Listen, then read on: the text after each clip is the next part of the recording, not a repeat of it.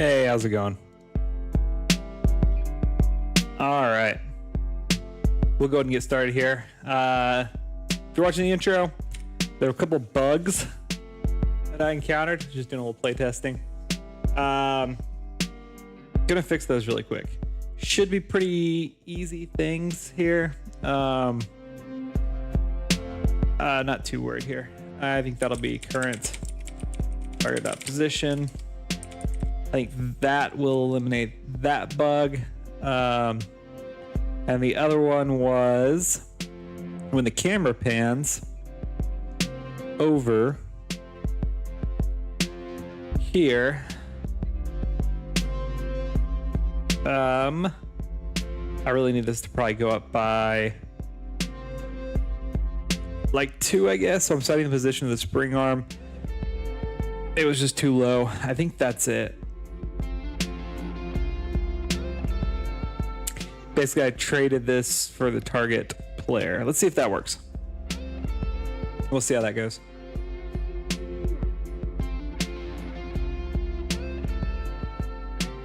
All right, let's see if I just do an attack. Too high. Maybe it's like 1.5. Interesting. Okay. It's gonna be different on the bottom floor, potentially. We'll check. Because like if I go up here, the spring arm doesn't actually move. That might be an issue. Well, maybe not. Okay, so let's see. That was okay. Oops. Okay.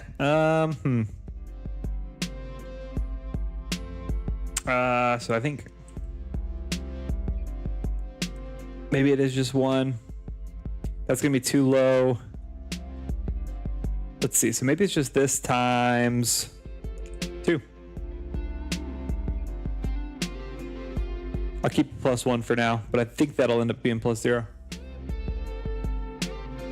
Today, gonna be working on the magic system, trying to get that lined up.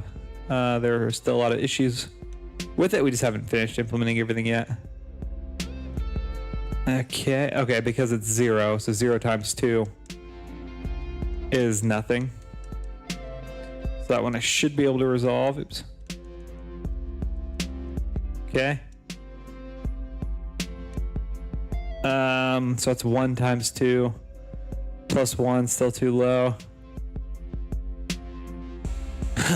Okay, let's see. So my target cell. I guess I could say if target player do this and then else target cell.y. We'll see. I don't know if this will end up working. We'll find out. I might just have to set my target. Okay, I do have target cell equals target, or target grid equals target cell. Interesting. So I can check this real quick. Probably not quite right either. Okay. Like obviously that looks pretty decent.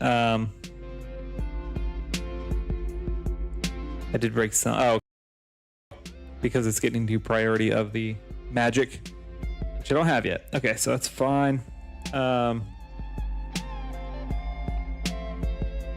Okay, that means I probably want to make on the camera, make that target grid, which I guess is just the same as target cell.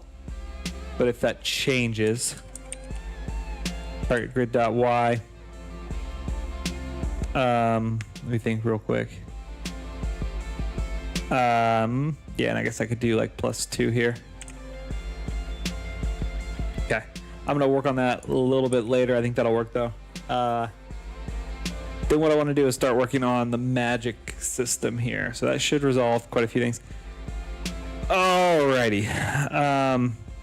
So the big thing right now, we do a couple things right now. Like we have this whole casting thing that's wrong right now. I need to be able to do, okay, a couple things. If I go to my priority list right now, and I look at this bottom function, right now this is when I select magic, it does all this. This actually needs to occur after I confirm the magic. So I do need on magic confirm magic.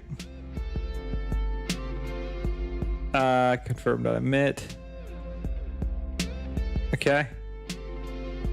So I could do, let's see, probably not that.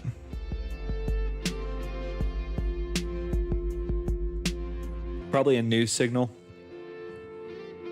I guess that's okay. Let me go down here real quick.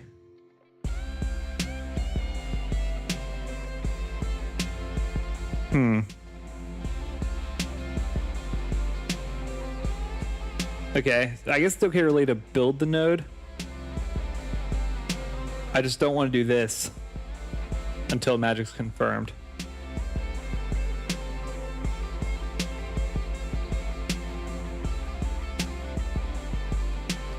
But, do I get any advantage by building it prior to confirming? I don't think so. Except I'm sending what magic is selected ahead of time. It is nice to capture that, I guess. But I could do that probably pretty easily just by saving the magic. So I think I'm good. I think what I should do is on confirm magic, I need to send confirm over. Let's see. Confirm. Oh, I'm not sending that to anyone right now. That's interesting. Why would I not send that to anybody? What's in exit here? Just confirm magic exited.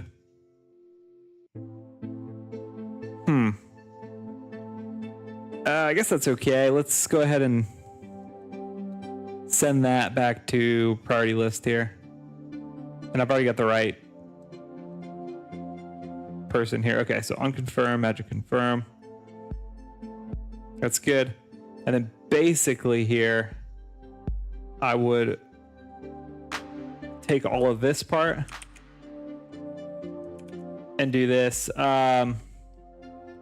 And then I can have a variable that's current. Do I already have a variable that's current magic? No. Current magic. And then basically here I can say current magic equals magic. And then here I would replace, 1 second. This needs to be active player. And then I can, just to be extra consistent here, replace these ready players with active player. Should be the same, but if for some reason I toggled ready players, this would prevent me from changing. Okay, so now I'm setting a magic node with magic, so I can actually here set variable magic equals current magic. That resolves that. So now it should only save the priority list after. I don't think I need any of this right now. Don't need that. Okay. I think that looks pretty good. The only thing is I'm going to casting magic.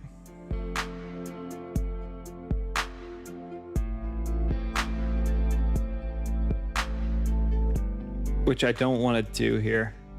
I do need the state, I guess. But I don't want to go there from here. So on confirm magic, I should transition back to active player. Or really maybe every time I confirm magic, I should transition to direction select. So I cast the spell. I think I'm going to have you lock in place if you cast the spell, where you can't move after that. So I think that's fair in terms of range. Okay, let's see what we got. Let's see how we did. So, big test here, casting fire. I should be able to do that and cancel.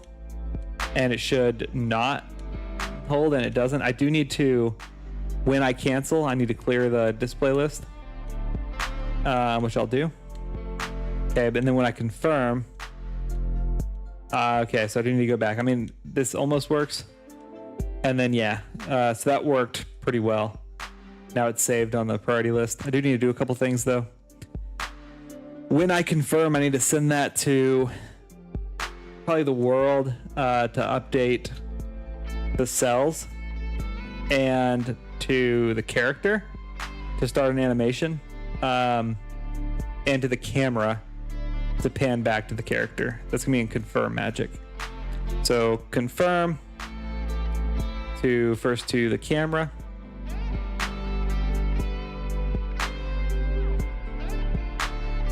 So let's see, that's not exactly what I want to do. Let's undo that. Edit. Okay, just disconnect. Go to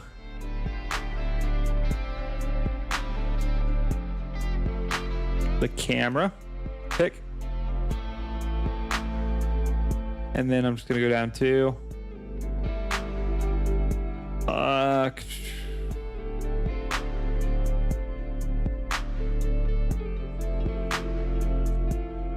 is that really my options? I think I want on confirm attack, confirm entered. Maybe I do just need a new function here. It'll be the same thing as that, but maybe that's not a bad idea. Oops.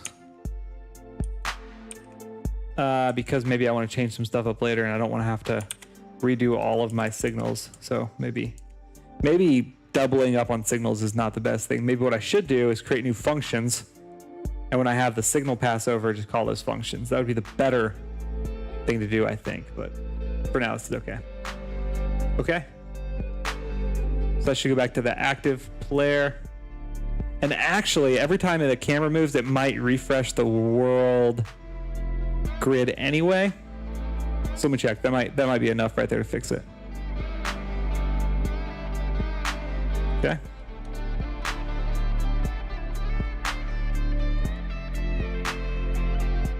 Nope.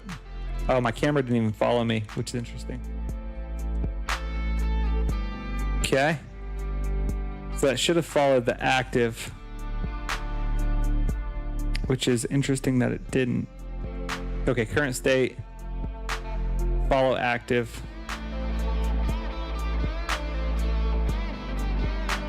So it should have gone to this. Huh.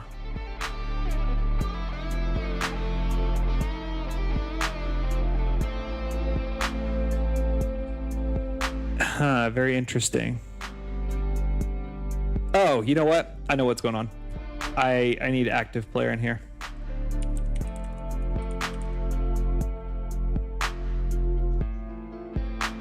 All right.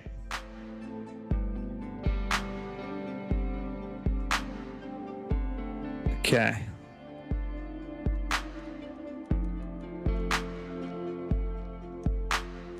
Cool. I do need to clear the world grid though.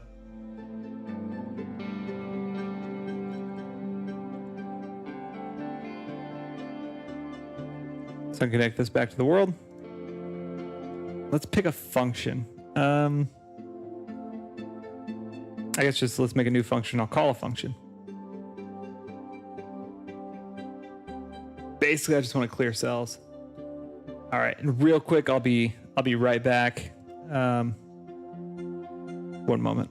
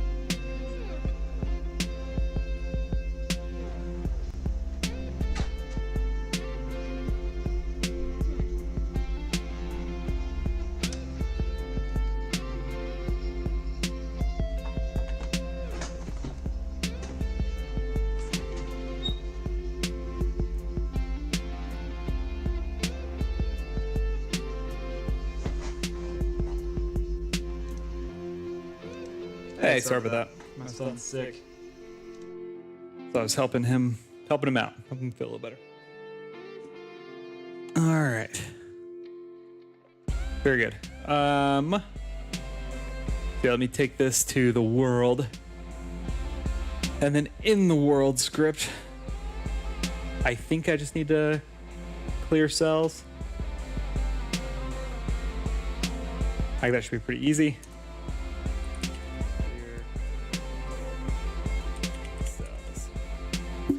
Okay, I think that should work.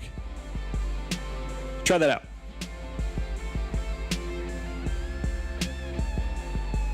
All right, so the goal here then is I should be able to cast the spell.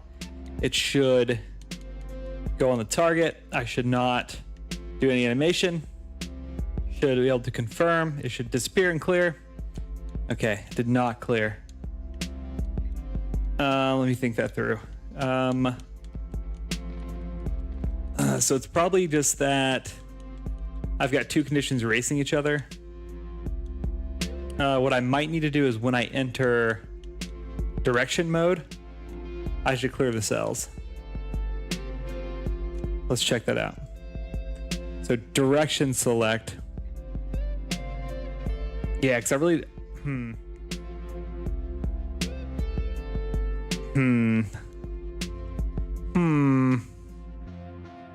Direction select entered. So this is maybe where I should clear the cells. And that's probably always, I mean, I don't really want cells lingering around between any transitions. But I can probably get rid of this. I don't think it's doing much. And fewer signals to wade through is probably better. All right, check that out.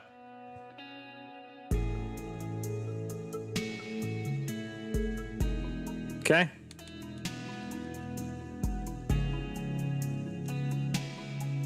Oh, interesting.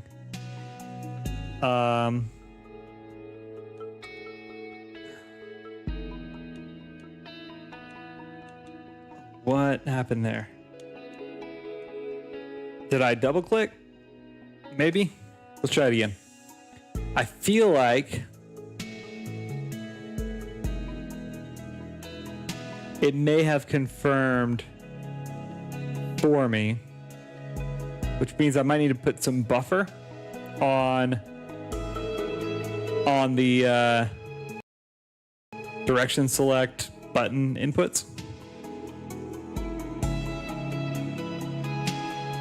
Yeah, it's interesting.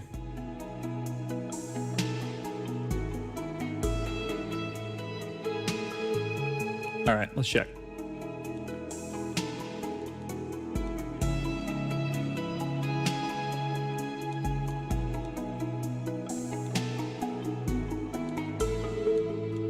Okay, I also need to, when I enter direction select, I need to update the priority list a lot more, I think is what this really is.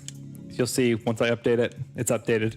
And looks good. It's exactly what I want to happen. But I do need to update the priority list more. And I already am passing signals over to the priority list.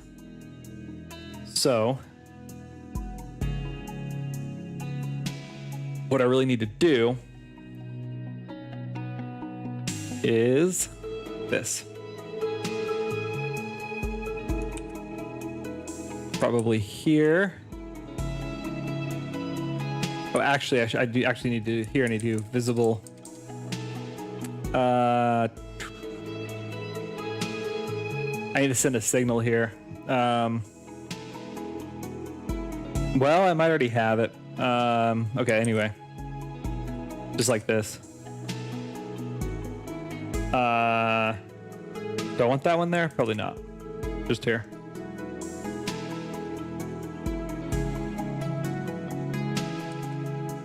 Okay, let's try that. So essentially it's going to update the priority list as soon as I confirm the magic, which is when I would want it to update.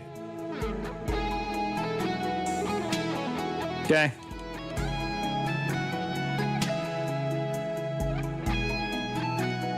So if you go there, it's already updated. That looks great. Okay, that looks really good. Okay. I think that looks pretty good. Okay, so far I'm going to try to get like the nominal path working, and then I'm going to have a lot of corner cases I've got to think through and develop for in terms of like, hey, what do I do if you press no? What do I do if you cancel? A lot of it already works, but I just want to clean it up a bit, make sure I'm sending all the right signals and everything's behaving exactly as it should. Okay, so that looks pretty decent. The next thing I think I need to do here then is essentially when I get to the right priority list here, it will do ready player, which is good. I actually maybe should send a signal there. How am I doing this?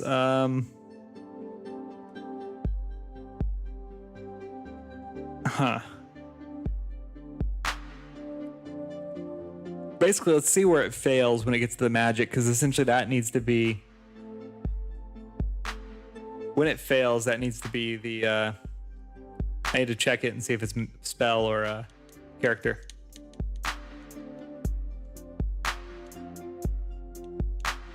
Okay. All right, that should fail. There you go.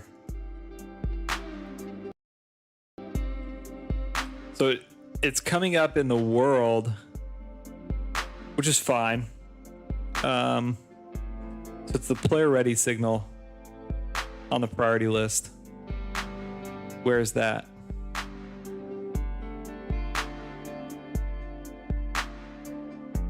Let's see.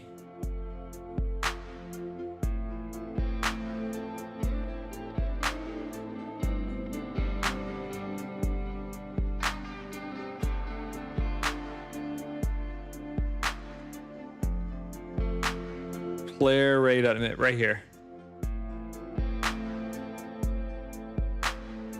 And then I can say if ready player 0. Hey, B-Wag, how's it going? How's your game coming along? Is cast magic? Do something. Maybe I'll say if not, if they're not cast magic. I should set a type. Else, and I can say magic ready. .emit ready player 0. That lets me differentiate those signals, which is probably really important, and then I'll create a new signal called magic ready. Alrighty. So it looks pretty good, and then let me link that signal. Where do I want it to go? Probably just the casting state. I think that probably works. Just send it to the casting state.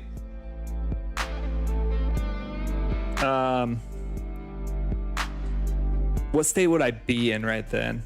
I could, every time I get that signal, go ahead and move to the casting state.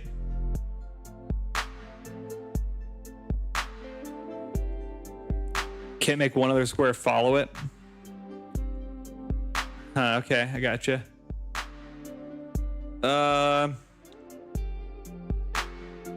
Yeah, so you know, it might not hurt to like look up what like a shift register, because that's essentially what you have to build. But yeah, tutorial, you know, maybe doesn't hurt. Trying to think, because I get the point where like, hey, you watch the tutorial, now you just know how to do it, but you know how to do that one thing, so it's like hard to, like, what do you do when you get to something that nobody's done before, right? You know, you could try asking ChatGPT as well and just say like, hey, here's my current code. I'm trying to make snake. How do I code the second square? Because really you need it to be dynamic, right? Which is why I think an array works well, like an array that just stores the position.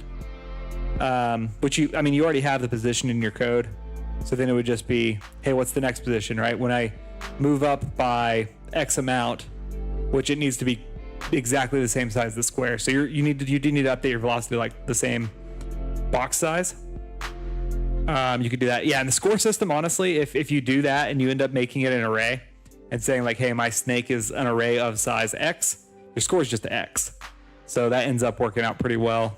So I think if you're familiar with arrays, try to do that. If you're not familiar with arrays, maybe that's what you like research is, hey, how do I implement an array?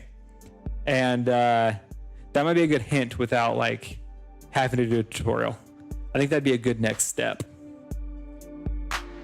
Anyway, I think that's how I would do it. You know, I'm not saying you definitely have to do it that way. There's probably 1,000 different ways to code snake, but I would probably do an array with all of the positions that each tail is at, and then every time it moves, you just you move the one square up and then shift over.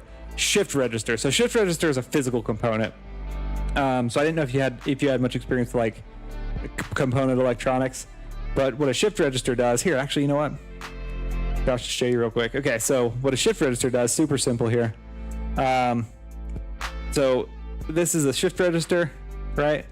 And what a shift register does is it has an input, right? Input, I'll say in, and it has an output. I'm way oversimplifying this, right? But it has an input and it has an output. It's going to get we'll just call this block like data, right? So we'll just call it like X comma Y. This would be your position data for your snake, right? It comes in, we're gonna make it blue. It comes in the input right here, right? And it stops. Then what's gonna happen is you're gonna get another input, right? When another input comes in, we'll call it X2, Y2. When another input comes in, what the shift register does is it takes these boxes and shifts them over, right? And and if you have no data, right? It's gonna shift it over until it gets to the out, right? It's just gonna keep shifting it and it's gonna push it out. So what you do then is you just have an array in here that contains this data like this. This is a shift register with two elements. Whenever you have two snakes, and you take X and Y and you send that out, because now you have X plus velocity and Y plus velocity, right? And then this would be, this would be X and Y, right? You're essentially, I guess we'd flip this. So essentially it shifts out. I think so. So essentially what you need to implement is a shift register, your new inputs. It's kind of hard to visualize because it's kind of reversed from what you're thinking potentially. But your new inputs come in, right? So like when I get another one, I'll have X plus 2V and Y plus 2V, right? When I go to my next square, and this will be X plus V and Y plus V, if that makes sense. And then whenever I go to my next V, it's going to be this, right? And then these are going to go 2. And then when you add another snake, like you get another fruit or whatever, this just adds to the end, right?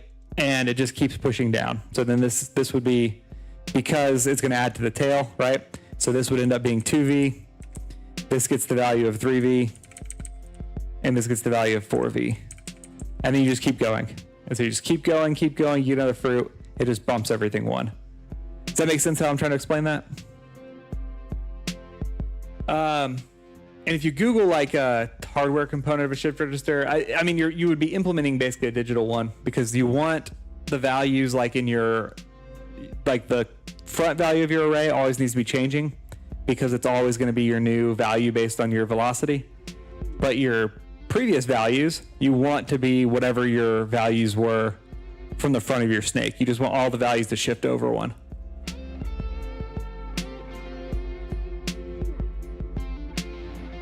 Cool. Give that a shot. I think that's a good like use case. And I think you learn a lot about arrays, and arrays are very common. Most like the data structure you see me used on here are arrays, like this priority list that I'm coding right now.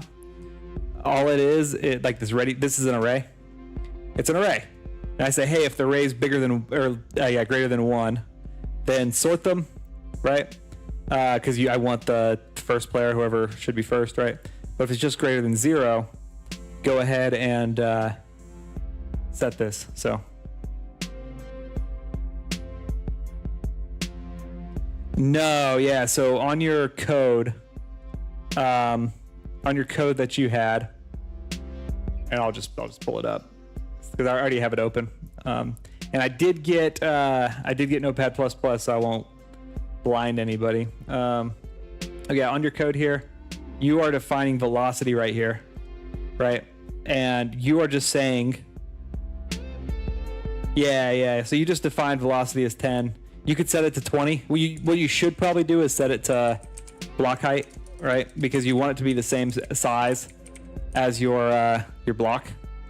Because if you're creating a snake, you want each movement to be the same size as your block. So you should probably set it to block height. And then all this is doing is it's changing y and x. X and y are just the positional, like the positions.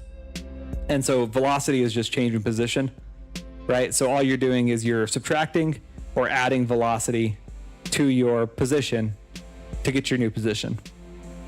So like in this case, if we were to run this now with that change, so then, yeah, the name velocity means nothing. It's only the name velocity because you set it as the name velocity, if that makes sense. So yeah, it's arbitrary. So yeah, so on this, see, we set it as 20. Oh, I didn't save. Let me try it again. Okay, so we saved. We set the velocity to be block height. Yeah, so I have velocity.x because in Godot, so now you can see it moves by a whole square, right? And so now whenever you have your snakes, there you go. It had to line up. So yeah, in Godot, it's three-dimensional, so velocity is a vector 3, right? And velocity is a built-in function in Godot. It's not in Python, because you're just setting a variable name. So yeah, if you're gonna set this, you just set this and then treat this like a grid system. But yeah, and then, yeah, so I'm calling a vector 3, like a vector, right? Like a three-dimensional vector in Godot whenever I call velocity. And then I have to call the individual components because I want like it to move in one direction, right? I want it to move either in X, Y, or Z because I have a grid system. And so in two-dimensional, you can just do X, Y. Yeah, that makes sense. And it could be in some case, it is not in your code. In your code right now, it is hard code. Like you could change this to whatever you wanted, right? I could say Bumblebee. It literally doesn't matter as long as you change all the rest of your velocities to the same thing. It's just the name of a. Oops, I didn't replace it with anything. All it is the name of a variable, so it doesn't matter. I think you're just changing the position. So then if I save this and I go back and I run that, so now like it still works, right? Because all it was a variable name. It literally does not matter what the name of the variable is. You should name it like velocity or delta position or something, right? But the only reason is so that you don't get confused when you're modifying it later.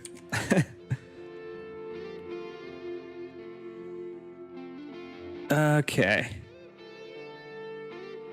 So let's see. So then I'm going to send this to casting magic. When magic's ready. Let's see, what do I want when magic is ready?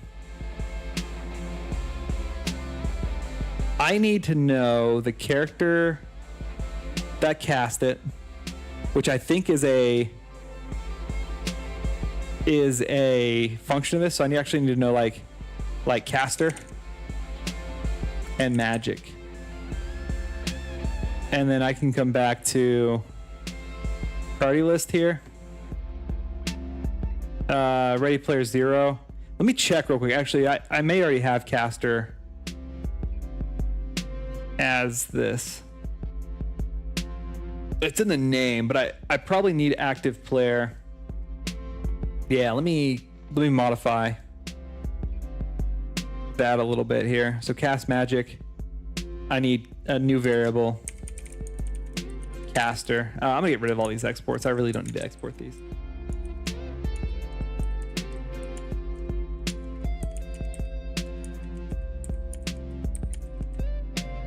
Caster, and that's going to be a node. Okay, so then I can go back to priority list.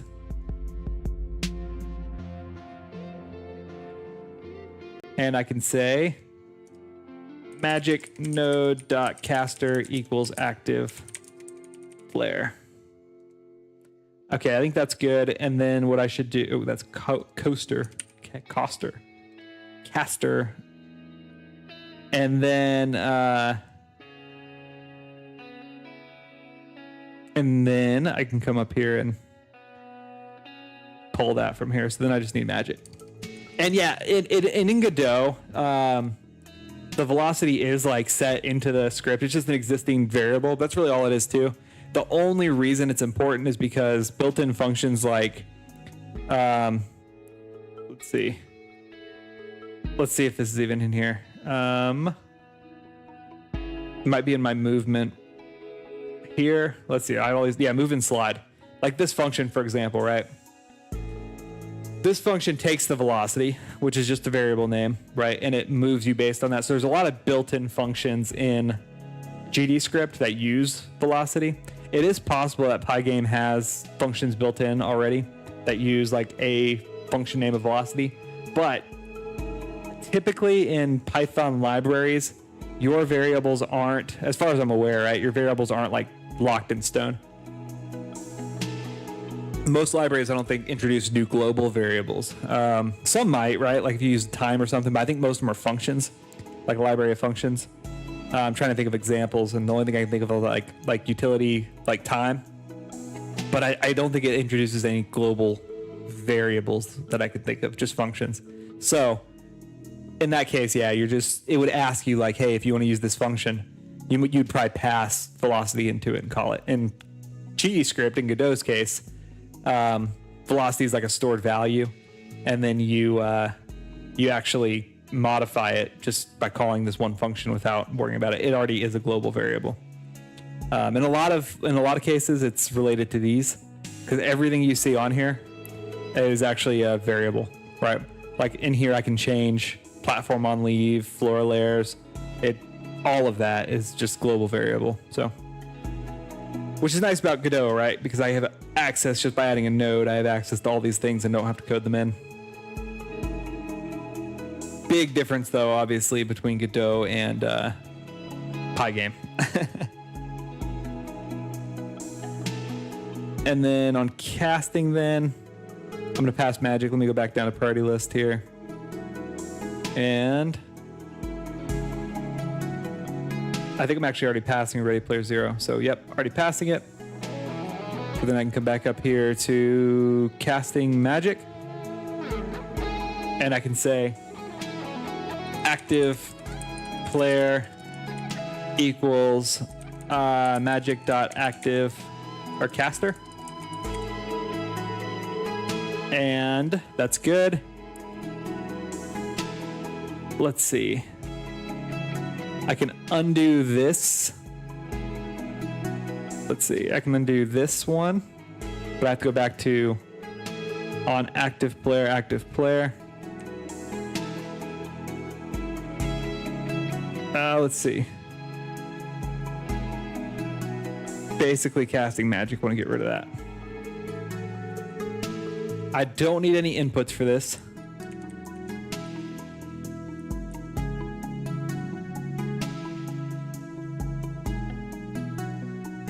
Okay. Let's see.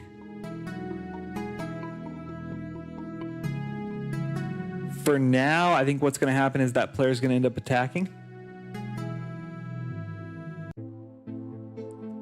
So I think that could work.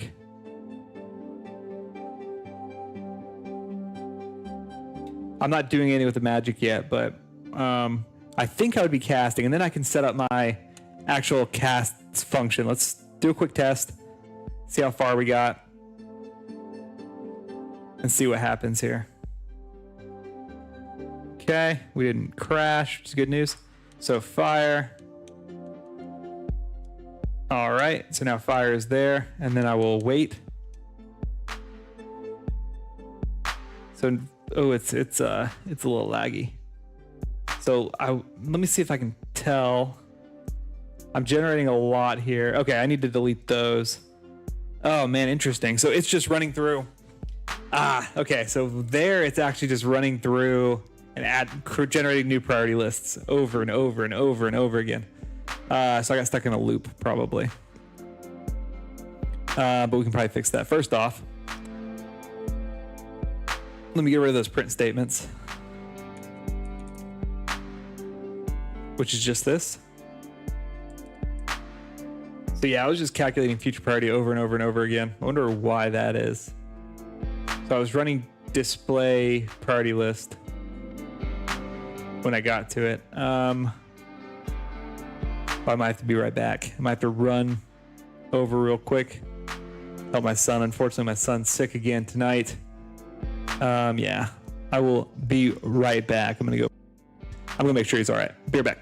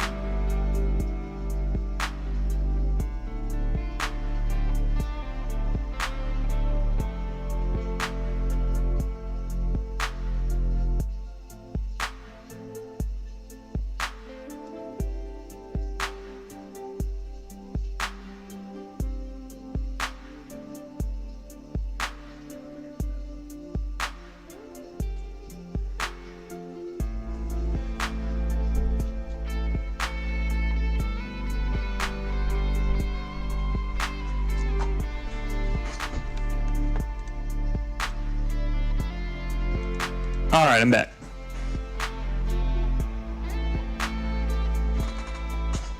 I know, yeah, I hope it gets better soon too. He did go to the doctor today. Doctor said that he was all good, nothing major or anything, probably just the virus. So, yeah, I'm hoping for a quick recovery. He's just got some cough syrup, and it's just hard for him to sleep. And then we got rid of the passy today, or yesterday, the day before, which ended up being terrible timing, but it needs to happen. And that's been hard on him. It's been like, I mean, if you think about it, right, he's since a baby, basically since birth, he has slept with a pacifier. And then going all of a sudden to like one day not having one. It's tough, right? I mean, it's probably the worst thing to him that's ever happened, right? So he's transitioning a little bit there. So I've been a little bit, just trying to help him out. Okay, so I go to advanced priority there, but I never go to the next state. Oh, I can fix that. So yeah, I'm really hoping he starts feeling better pretty quickly. He had a really good day today. He didn't sleep very well last night. He was up most of the night. And so he got up at like 5, so I got up like 5 with him, and we kind of hung out. And then pretty quickly, he started getting tired. Around noon or 1, he took a nap and ended up sleeping for like 2 hours, and he was way better after that. So gotcha. Yeah. We told him like a couple months back, because he was chewing on it, right? And like the problem is like when they start chewing on the pacifiers, they could break and like hurt them, right? If at night they're kind of unconsciously or subconsciously chewing on it, break it, they could choke on it. So he he started chewing on it. We said, hey, you know, if you pop a hole in it, you know, we won't be able to get you a new one. And sure enough, he put a hole in it, and then he's like, he's 2, he's gonna turn 3 in July, so he doesn't understand any of that yet. He actually, I think he does have a pretty good grasp on like consequences, but so yeah, he said like we went in there because he was like upset. He's like, you know, I shouldn't have bit it. Why are you biting your pacifier, Ollie? And like, you know, hey, we don't have another one, but you know, that's okay. And we went to Build-A-Bear the next day, got him a nice Build-A-Bear, and he's doing well. We told him, hey, you know, things have to change, because he told us yesterday, I guess. He was like, it's hard to sleep without your passy. And we said, yeah, you know, things have to change, but you know, good things happen too. There are good changes too. And he's like my new bear. And yeah, it was worth it, I guess. He's still trying to figure it out, but he knows, you know, he knows like, hey, squeeze my bear if I get upset. And he's doing all right. So he does really like his new teddy. All right, so here is the issue, is that I'm going to this advanced priority state when really I need to transition states. Let's see. Okay, so on priority list, ready player. I probably need to push a signal also from here for ready magic, and then push me to casting magic from here. So let's do that. Hey, thanks for the follow, Azteco Dev. Hope things are going well. Let's see. So I'm gonna push magic ready over to advanced priority. Yeah, hey, Found in Suburbia. Casey, I think. Yeah, it's going pretty good. It's come a long way. So we're currently working on the magic system. It's been it's been a lot, but it's been fun, you know. So it's been a lot of dev. I don't know how many like lines of code I have, but I will say it's probably a lot, and I've learned a lot, I think, about like just software development in general. So it's been pretty good. Sticking to good structure, sticking to making sure things are modular and expandable. No, it's been fun. So getting pretty close here. Currently, like I said, I'm working on the magic state. So all of these functions, and we're getting pretty close, almost to the point where we can cast our first spell as intended. Gonna have to do some animations and stuff here pretty soon, but yeah, no, it's been a fun experience. I think I've been at it for like 3 months now, pretty consistently. So it's coming along. So yeah, let's see if that resolved our state issue. Okay, so it should confirm it. It adds it to the priority list. And then I should wait here. And then if you're looking down here in this corner, I should go from direction to select to advanced priority to casting magic. So I'm getting stuck at advanced. Okay, I think I know that one. I think essentially I'm not passing the variables over. So that should be pretty easy. Yeah. So I'm just not calling the right variables. So that should be really easy. Actually, I just need to say ready player. And that should be all that. And that should get me to the next one. Oh, working on the map. Okay. Yeah, that was a while ago. So since then I've done a nice sky. I've done the grass. I've done all of the kind of selection. All of the movement. I've done enemy AI. So we're actually getting pretty close to like a playable demo. which I'm really excited about. Okay. So let's see. So now, essentially, when I go here, I should go through casting magic. Look at that. The animation went to the wrong place, but ultimately, that almost worked. Yeah, so doing my animations through Godot's animation trees. All of these animations I got from Mixamo. So Mixamo, if you're not familiar with it, no, it's fine. This is why I'm doing it on stream. I do a lot of the more boring stuff off stream. So I like going on tangents and talking through the process. So there's a program called Mixamo. If you haven't heard of it, it's just on the web browser. Here, let me show you. Let's see here. This is what it looks like. Let me log in real quick. And actually, it's really. Oh, you know what? Let me hide that first. Actually, there we go. Let me log in.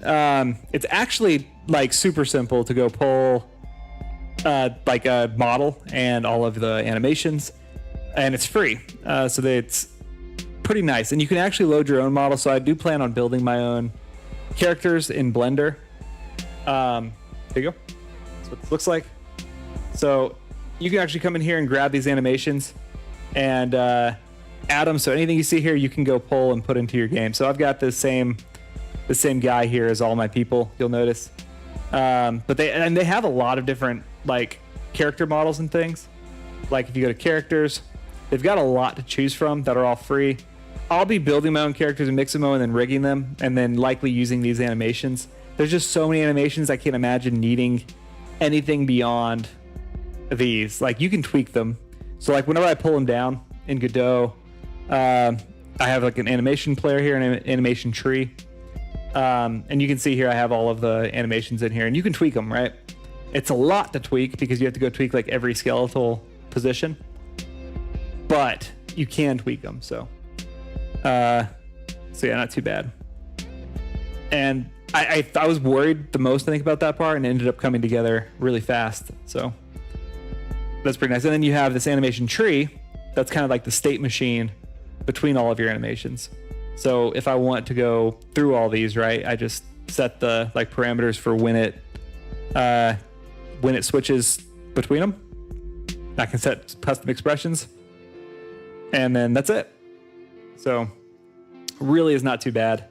Godot's pretty powerful. It's been pretty good to code in. All right, so yeah, and then I think the magic. So yeah, so you do have to sort of, right? I mean, you can just set up the animation tree. Everything's kind of node based. So like, for example, like I start off in the running state, right? And then if I go into jumping, so the thing I have like setting up this node, you can see this is associated with my character. Okay, that's cool. I thought about Unity, and then I thought, it's nice being open source. And actually Godot, I don't know if it's always been like this, but you can code in C# now in Godot. So I don't know when they added that, but it's pretty good. Yeah, it's open source. I knew and then with the Unity kind of backlash they're receiving, right, for the pricing model, a lot of people are jumping to Godot. So I really think the functionality is going to expand in here a lot. I don't know how long this development cycle is going to last, but I like Godot. It's easy to use, and I really like. I don't know what Unity's like, right? But I really like object-oriented coding. It is. So, but a lot of developers are jumping to Godot, right? I wasn't worried about it. I'm not going to make $100,000 from my thing. Yeah. Godot is kind of the Unity killer, is what people are saying. And the big thing is, like some of the larger indie devs, right, who are going to go sell over $100K, they're jumping to Godot, and because it's open source, anybody can go, modify it, improve it. So the more people that are on Godot, the more people are making improvements, and the better it gets. So I'm kind of banking on it's going to do better. But I really like. Okay, so it is object-oriented. They're just classes attached to an object. I really like object-oriented programming, and it makes that pretty easy. So yeah, if you're working on a game in Unity and you don't know about Mixamo, that's pretty good. Are you building a 3D game, or is it what is it? I heard from someone you were building a game, but I haven't reached out. So I'll reach out sometime. Oh, pixel art, nice. That's cool. Yeah, that'll be a lot more challenging because then you can't. I honestly, I think pixel art, like if I was gonna rank, based on what I've seen, I think pixel art's a lot harder than realistic or like stylized, even potentially, because you actually have to draw every pixel, every sprite, and every configuration of the sprite. I think they do have tools probably for like modifying slight things. Are you like drawing every pixel config out?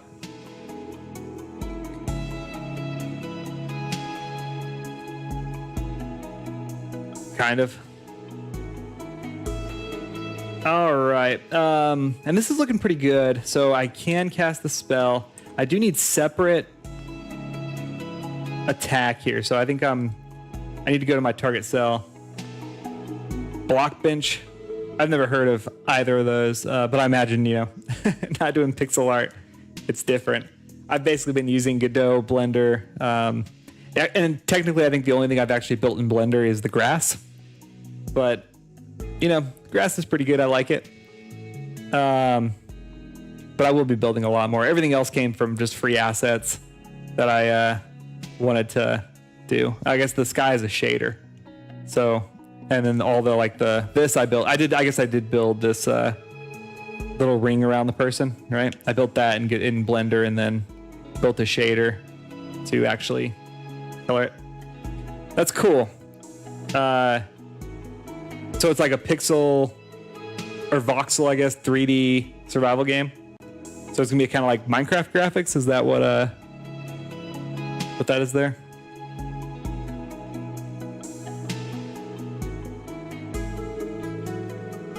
And I think you're coding that with JJ, right? Not really. Yeah. Not gonna be that blocky. More just pixel arty.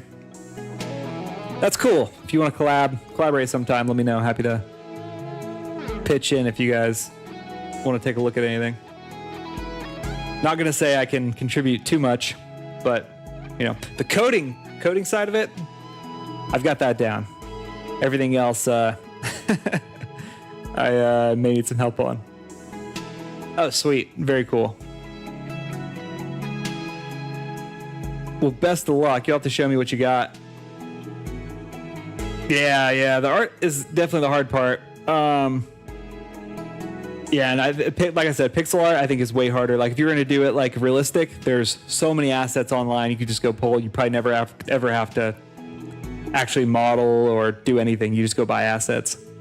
Pixel art, on the other hand, it's all custom. And then I'm doing mine stylized.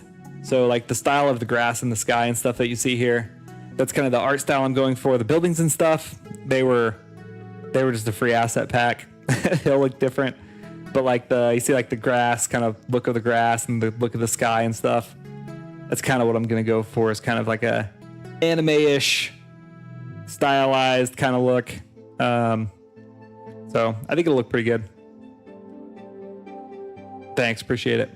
And obviously the people are just Mixamo people right now. They need some help, but I still have to code all the people, or I have to model up all the people.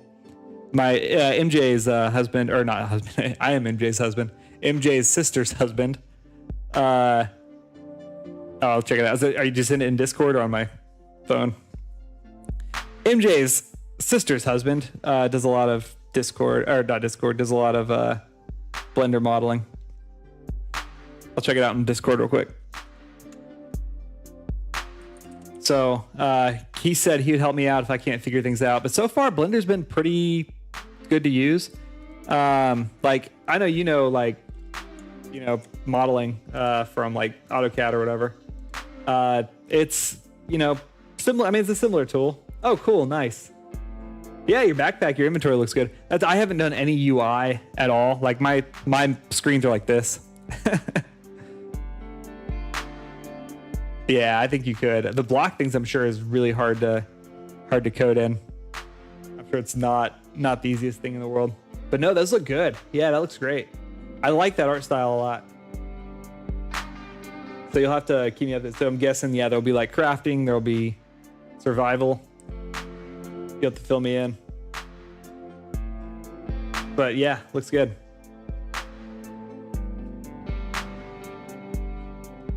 And yeah, I do think like Blender's just so user friendly, right? You just have to like, you can throw a reference image in there and just kind of match it up. Obviously it takes talent, it takes time, but works a lot.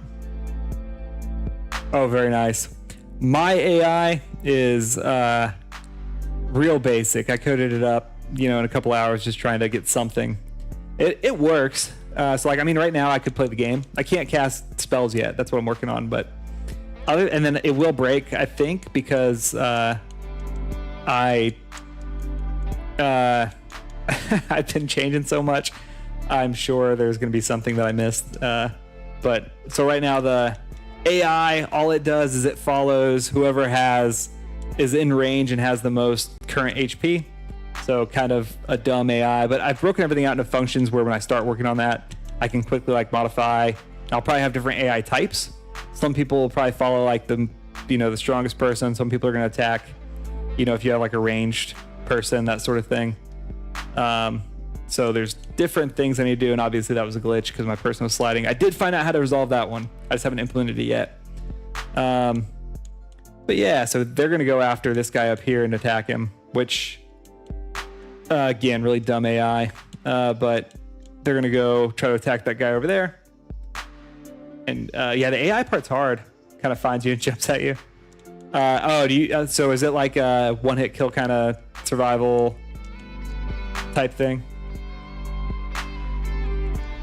And then honestly, the grid system I built, that's where most of my code is in like the navigation and my algorithms for like determining path, least like the shortest path and stuff.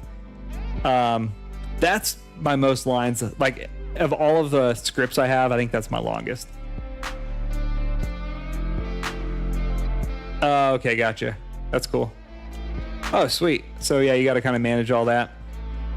I haven't played a lot of survival games. I've seen a lot played, and they do look fun. But and then yeah, I need to prioritize my animations. Okay, I'm gonna check out your video.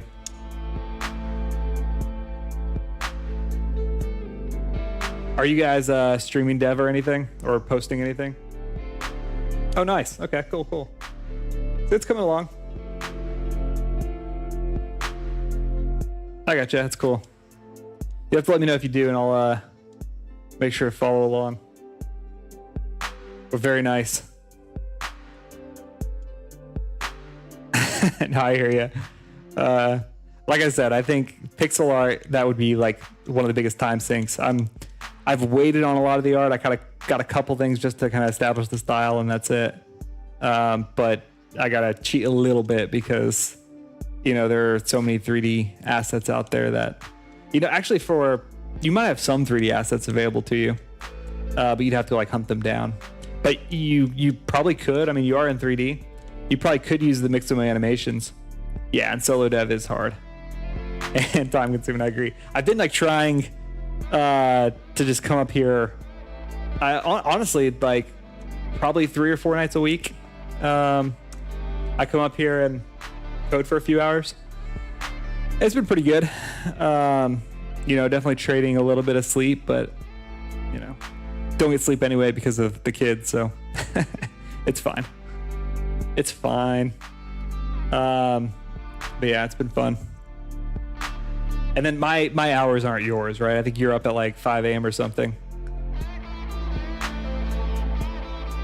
I gotcha. It is hard to stay to it. I think that's one thing I really like about streaming too, is like I at least feel a little bit accountable. Like obviously I don't have like a huge like audience or anything, but really appreciate the people that do pop in. It's a lot of fun, and then I kind of drives me more to try to pop in more often. Yeah, and you work from 5 to 3, so I work Seattle time, but I live in Central Time Zone, so I work like 7 or 9:30, I guess, until 6:30, and so it's not bad. So I could like if I stay up till midnight working on this, then the next day I can log in, and it's not bad at all. No, sweet. Looks good. I'm excited to see you progress. You have to keep me updated. And then if you do get stuck or anything, feel free to let me know. You know, not claiming to be an expert at anything, but 2 heads are better than 1. So I think I'm getting pretty close. I do need to change where the camera points. I thought I had it scheduled, but I think this is where it's messed up. Usually passed out by 8 your time. Yeah, I hear you. I think I gave up. I like traded sleep for other things, and I honestly have more energy because of it. So, all right. So yeah, it's target cell. So it's tough because like, yeah, if I could go to sleep earlier and probably get more sleep and feel a little bit better, but then, you know, there's the mental health side of like doing a hobby that I think really helps. Thanks, I appreciate it. I definitely will run into stuff. That's another reason it's been good to stream, I think, is, you know, a lot of smart people in chat. And so it's nice having them weigh in when I'm stuck. But yeah, I'll keep you updated. So yeah, I think this one's actually pretty easy. I just need to do, instead of this, I need to do magic.target cell. And then I think that will move the camera. Ooh. Oh, I see. I'm not setting it. Yeah, for sure. Yeah, hobbies I think are incredibly important and underrated. You know, I feel like during all of COVID, I picked up a couple hobbies, but I didn't like practicing that much. You know, had a kid and was focused a lot on that. And then I think like my mental health just kind of tanked for a while. And I just noticed a huge difference whenever I'm actually doing things. Sure, it takes time out of other things, but I think it's worth it. And then on exit, I'm gonna set current magic to blank. Just do my cleanup there, and then current magic, target cell, and then current magic equals magic. I think that does it. Let's see how that works.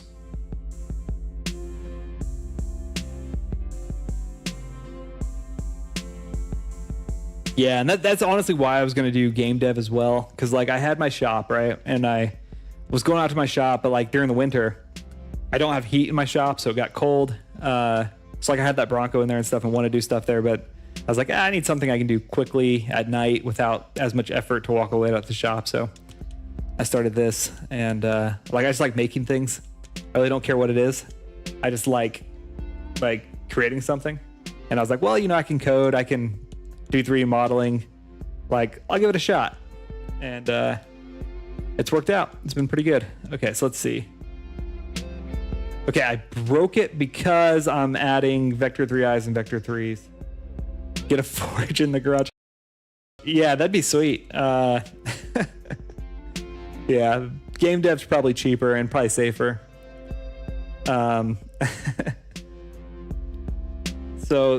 this is pretty easy to fix, I think. Let's see. So I was adding vector 3 and a vector 3i here. My selected cell was I think I could fix this. I probably should do this everywhere. I think I could fix this by being explicit here and doing like this. I don't like this that much, but it's better than allowing me to crash as I'm changing things like selected grid. So I think that will do that. Let's see if that fixes it. That's one thing, like in Godot, like they have the vector 3 and the vector 3 eyes. That's tripped me up more than anything. Not really tripped me up, right? Because it's a very easy fix, but it has like caused more bugs than anything else. And it's just, I do wish they had better type conversion, right? Because a lot of software will do automatic type conversion and stuff. I wish Godot did. Interesting. That was obviously, okay, I know why that happened. So my grid is a 2x2 grid.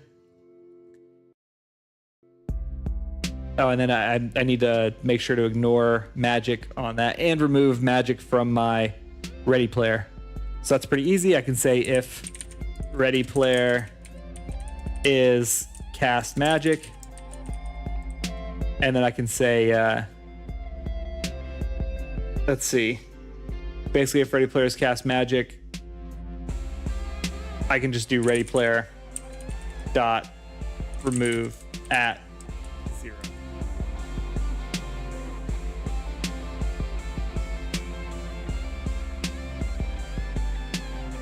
Yeah. And I guess that's pretty standard, right? I'm used to, I think, like Python and VBA, right?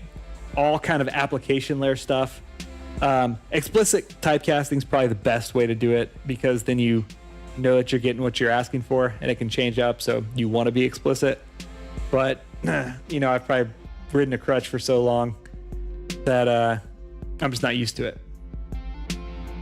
So here, if ready player 0 is that, ready player dot remove at 0. So basically, anytime it comes up that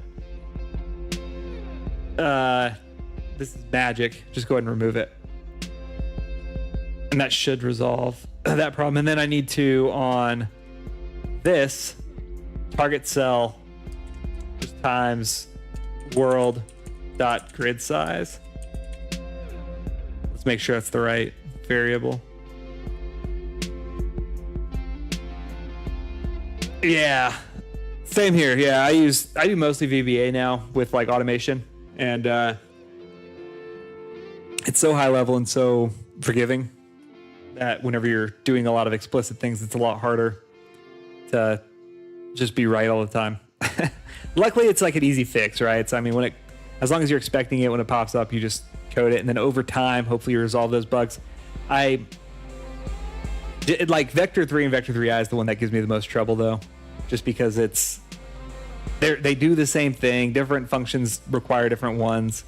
So I really wish there's a little bit better system there, but ultimately not that bad. Okay, grid size was not the right variable. I forgot to check it. Oh, I didn't hear about Microsoft not supporting VBA for much longer. I'm gonna Google that. I do a lot of VBA. That's interesting.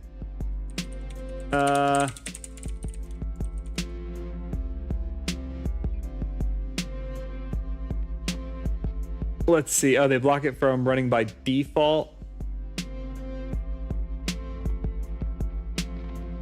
Okay.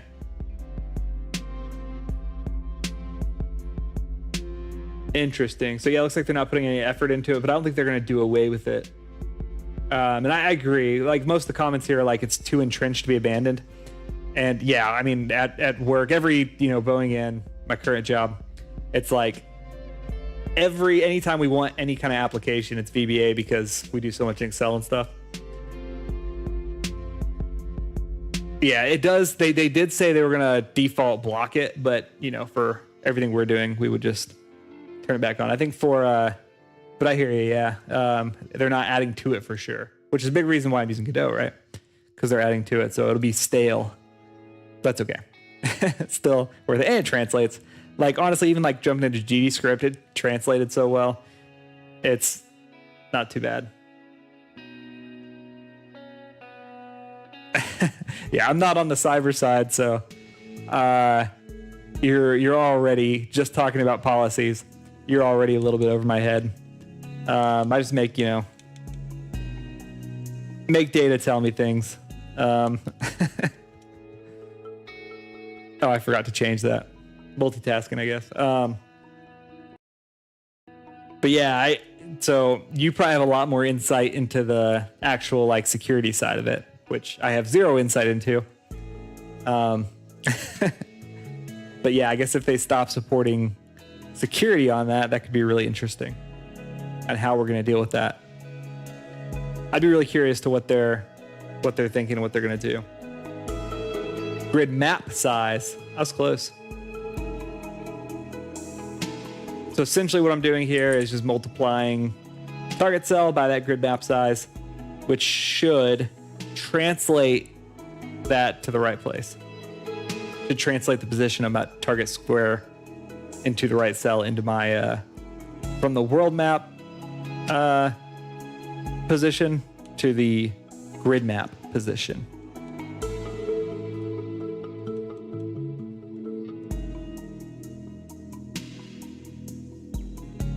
Oh, interesting.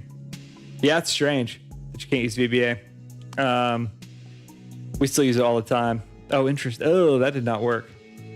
I'll have to see what's going on. I probably need to do some prints. Nothing broke though, which is nice. Let's print target cell.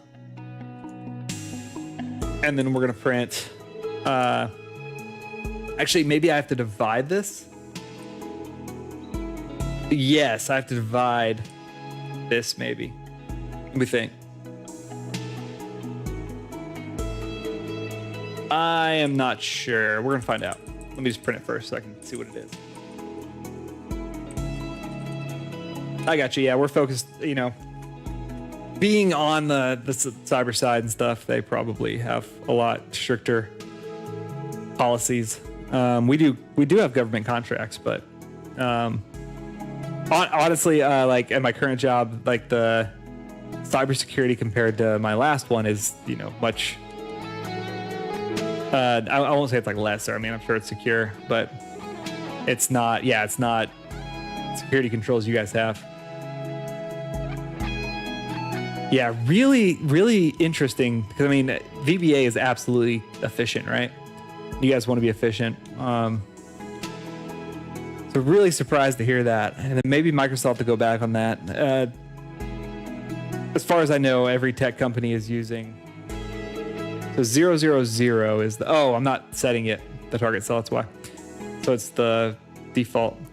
Every company I'm aware of uses VBA, just entrenched in everything they're using.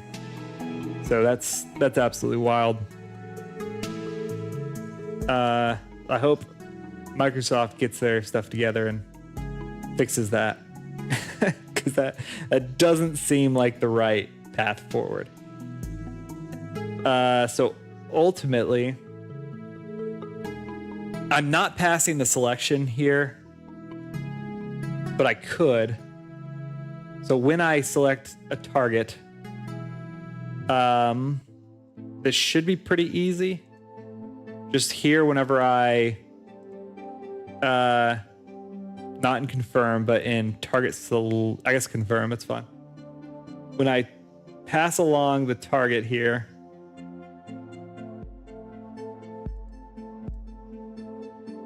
where's that at? Confirm right here. I need to pass along world.selected grid.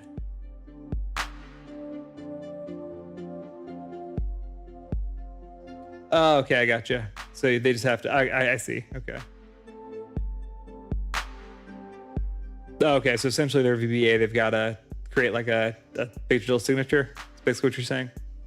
That says, hey, yep, I know I'm running this. It uses my sort of cert. Yeah. Hopefully not, because I'm sure you guys get a lot of good data from it. That's pretty wild. All right, let me see. Back to here then, I have selected grid. And so I'll say target cell. And then this is just magic node dot target cell equals target cell. That should fix my problem, and I can probably actually, I think I still probably have to multiply by the world map. We'll find out. Yeah, that makes sense. That makes sense. Yeah, we use, I mean, we can use and do use some open source stuff, but yeah, it's got to kind of go through, it's got to be vetted, right? You got to make sure you understand what's in it. But I mean, like, ooh, interesting. That didn't go back. Huh. But like Linux builds and stuff, there are a lot of Linux builds. Like Yocto is open source, right? So a lot of companies use like Yocto and stuff. They had food show on screen. It was dealing with it, not showing for 10 minutes, only to realize.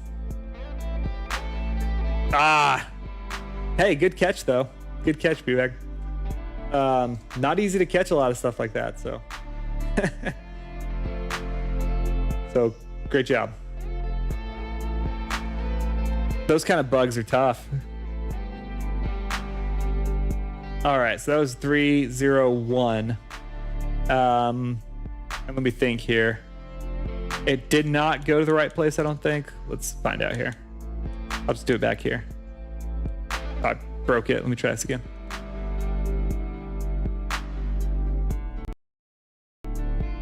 The CIO office. Oh yeah, I got you. For assessment approval. That makes sense. At Boeing, it was like our IT department. Here it's more. I guess our. It's a little bit more freeform, just because the nature of what it is, but generally we have pretty smart people working on it. We do have to, like, for anything we download though. I mean, like, copy and paste. Yeah, I gotcha. Let's see. Okay, so I have the right target there. It's not looking at the right place. Let me take a step back. I'm gonna go ahead and just make this. Oh, it's because I'm dividing by the grid map size instead of multiplying by it. Yeah, that's taking the cell. So that should work. Still some weird bugs, still catching some weird crashes, but we'll work through it.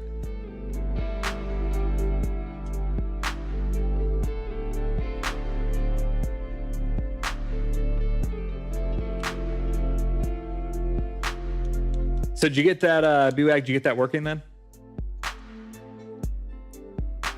Hey, thanks for the sub.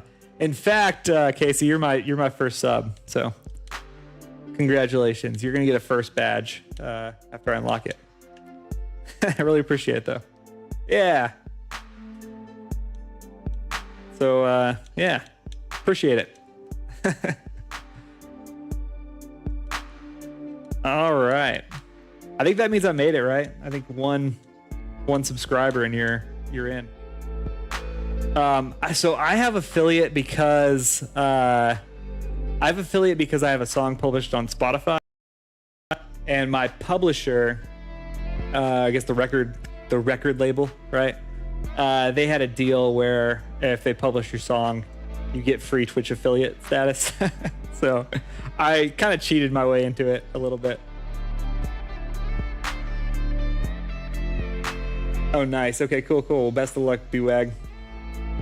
Yeah, it was really nice. Actually, so I've had affiliate since like 2020.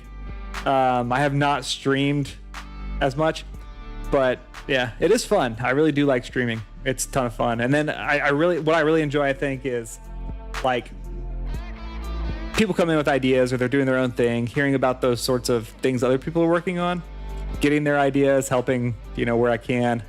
I like that a lot.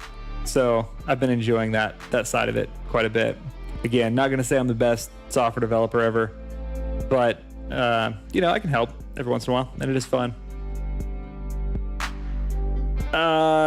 What I could do is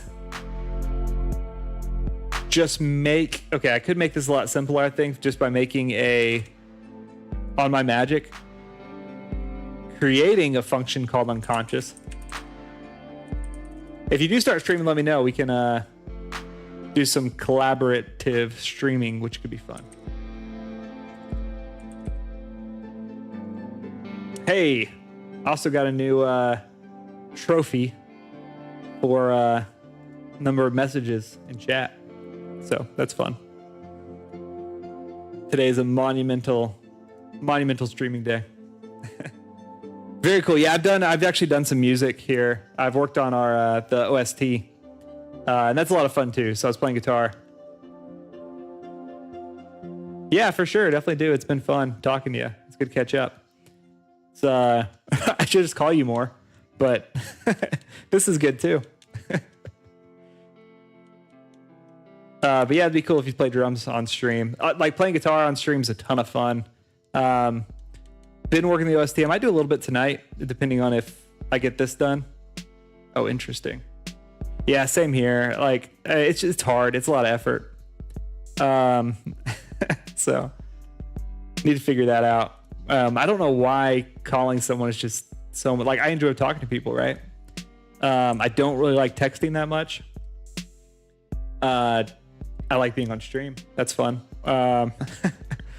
And typing's not as bad. Like on Discord, that's probably my preferred mode of communication.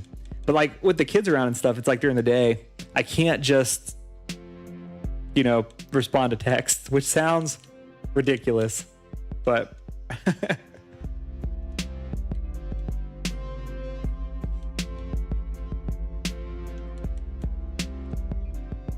all right, that worked that time. Good deal. Yeah, and you can't at work. Absolutely. Way too busy for that. So, and it's nice. Like, I've got the desktop Discord now and stuff, you know, and I'm on my computer a bit more. So it's nice, you know, chatting there. But like, most people aren't going to be chatting with you on Discord. So, okay. So the next thing I need to implement, now that's working. I do want to run through this a few times and just see how far I can get and make sure things are clearing from the priority list. I think I'm making some progress there. Let's see. Yeah, and a lot of this is just trial and error, so really it's not too bad talking through it. And talking through it, honestly, a really good technique to make progress and get things done. Okay, so it's still there, which means essentially it didn't get dropped from the ready player list. So it's just gonna keep casting over and over again. So I need to drop it. And I think that's pretty easy. All I have to do is on casting magic, when on attack complete, signal. Let's see. Right here, I should omit that and take that over to my priority list. And let's see if I've got within that signal. Am I sending that? I am sending that to people. Essentially though, once I send that to priority list, maybe I should be sending it with my player information. Maybe not. Okay, but what I can do is I can send it and I can just dump ready player 0. Oh. What did I link that to? On casting. Yeah, on magic. On casting magic attack complete. So I already send it to attack complete here. I can get rid of that. Disconnect. And on this one, essentially I would set ready player priority equals 0. Oh, wait. Oh, I actually need that back. Dang it. Okay, that's fine. I do want that back. So attack complete back to priority list. That's a different function. I gotta think in terms of this, the magic node and the player node has two different functions. So let's go put that back. Attack complete. Okay, that's back. And then on this one, I just want to dump ready player 0. So I could say ready player 0, remove that. 0. I could just set unconscious equal to true, I think. No, I'm just going to do this. 0 dot, or ready player dot remove at 0. Cool.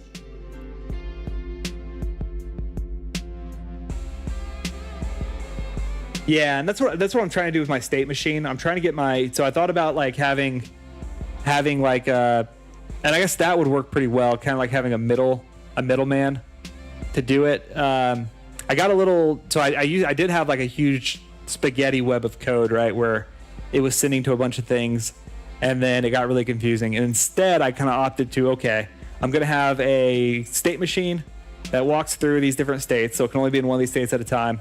And then this is where I'm going to be sending most of my signals from. And it's just a lot more intuitive for me. Probably not good coding practice. It probably, like if I had a signal handler, that probably would help. But it is nice being able to just go straight to active player, right? And saying, hey, like, where am I sending this signal to? And because Godot has like this, I can pretty easily follow things back when I have issues. But yeah, it was an absolute spaghetti nightmare for a long time. Most of the time it is overrated. However, I really want to get to the point where it's like I can quickly code stuff and make updates, and this has allowed me to do that. I've been able to progress pretty quickly. Yeah, and agree.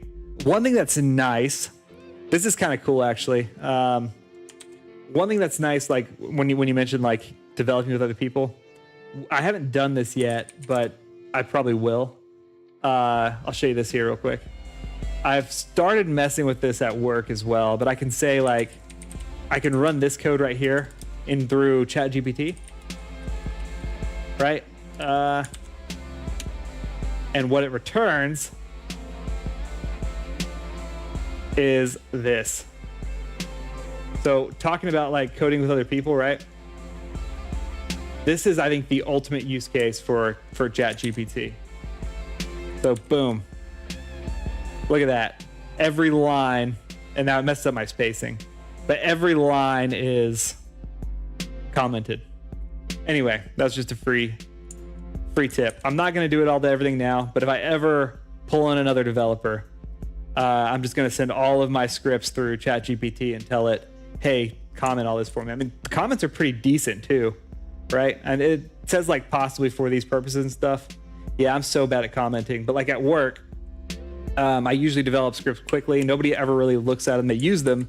They don't look at them. However, now I've been just running that through. We have a Blue GPT or ChatGPT for our company, and I've just been cranking them through that, and it makes a huge difference. And then it allows like some of our other program managers and stuff to go make changes to those scripts if they want to, and I don't have to do it because it's all commented. It makes it really easy. So yeah, I think that's a huge underrated function of ChatGPT. Yeah. It's tough because like, you know, no one ever probably reads those comments anyway, but if you're using ChatGPT, you don't have to put any effort at all into them, right? Some of them are gonna be a little wrong though, so you probably wanna look it over. Okay, so now I have where when my attack's complete, it's gonna remove that. The only thing I'm worried about, I guess here I should say if ready player 0, just for some assurance that I'm not getting rid of a player. Yeah, our chat GPT we're not allowed to use. We have free and open internet, but we have policies. But chat GPT we're not allowed to use, but we have our own GPT. Yeah, for sure. Yeah, so we have a company, like a private GPT. Is Cast Magic, and I think a lot of companies are starting to develop that. It's based on it's like based on GPT 3.5 and 4. It makes a huge difference. Oh.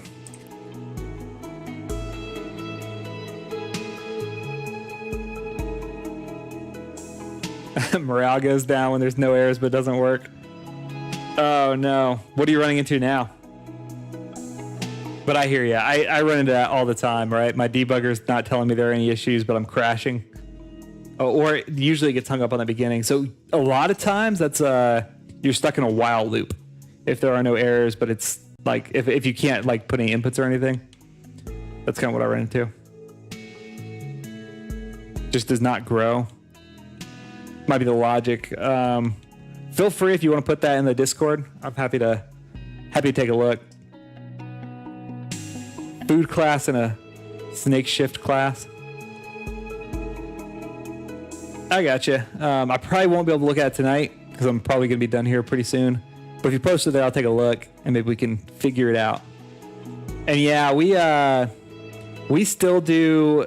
I mean, we have simulation analysis, obviously, but our main source of data is live testing because what we're doing is a little bit hard to simulate. I mean, we have models and stuff, but we need to confirm them, right? And ground the models. So it's still not leaving. Interesting. And then we don't actually do a lot of machine learning or like large language models. And that's one thing we're trying to get into because it would be really nice for like predicting failures and stuff. We reuse our stuff. And it'd be really nice to go predict failures, but we don't use a lot of large language models yet. It does need to be something we do want to do that, but you know, to do work, I guess, right? Let's see. So this is not. Let me print here and see if it's. Oh, you know what? Attack complete. Am I passing? No, I'm not passing anything on attack complete. I'm pretty sure. Let's go make sure, I guess. Casting magic. Yeah. Okay. It is pretty new, yeah. Should be doing a lot more of it. So let's see here. I'm gonna take a real quick look and cool. I'll take a look at that though, like tonight. Best of luck. Hopefully you can figure it out otherwise, but hopefully we can solve it. Hey Casey, I also have I do have a Discord if you want to join it too. You can always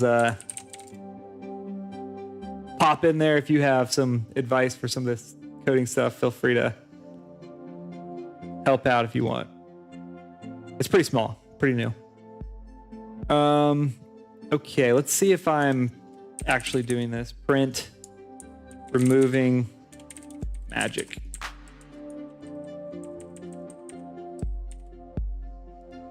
All right, let's see if I can see that, because I'm kind of guessing that I'm not actually removing. Invite invalid. I thought I updated that. Huh.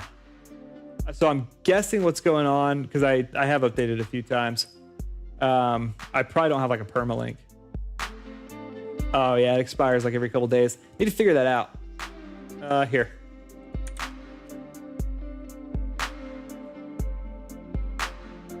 Ah, gotcha. Yeah, I'll invite you. My bad.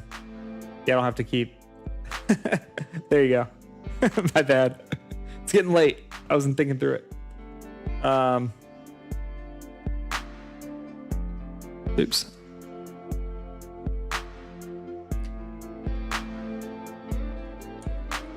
Yeah. This is getting. I'm running out of useful coding time here. After like 11 o'clock, my cognitive ability tanks. Let's see. And so, hey, I don't know if you saw this, Casey. I was going to show you this. This is the magic system I have. So I want to keep my UI like really simple.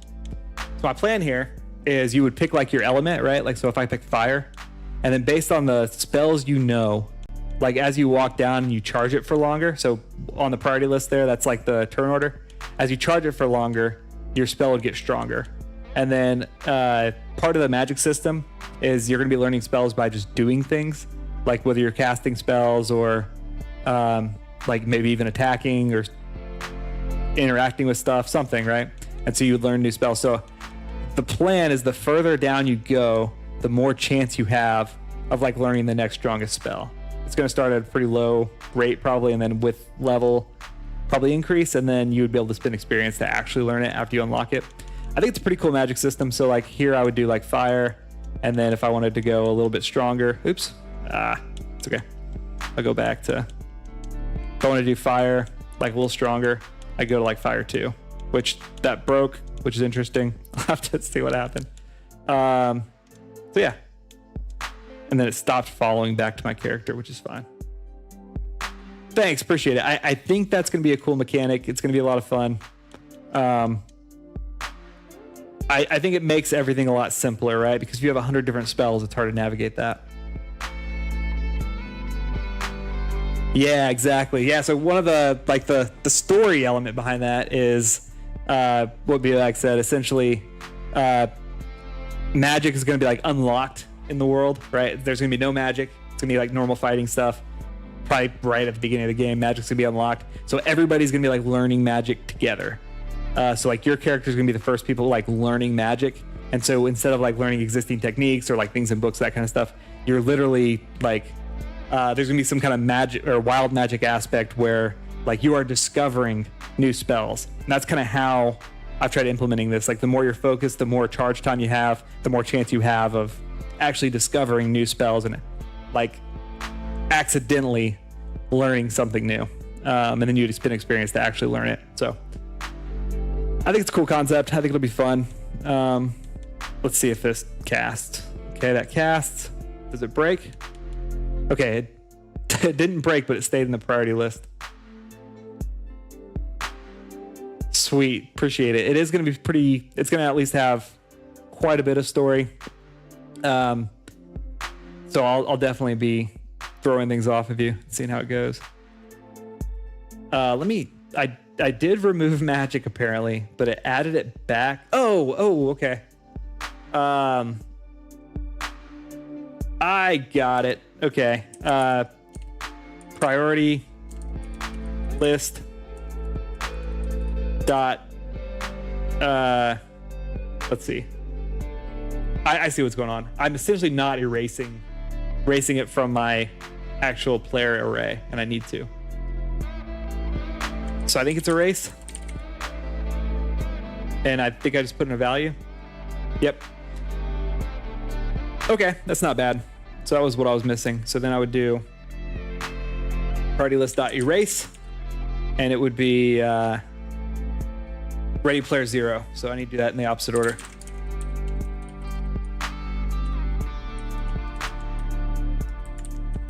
Like that. Okay, cool. And that should do it. And then I'll redisplay the priority list at the end of that. See what happens.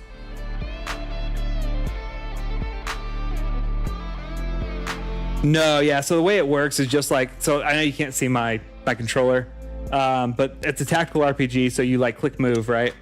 And then you come up to the square you want, and like you just confirm, and it moves to that square.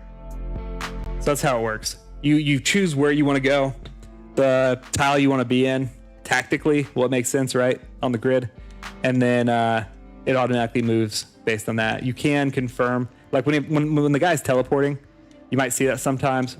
When he teleports, I just confirm early, and they teleport. I did that because I don't want people waiting on animations. I think we talked about that once. I may end up just making it where it speeds up. Cool. That worked. So now it casts once and removes it from the priority list, which is really good. Okay.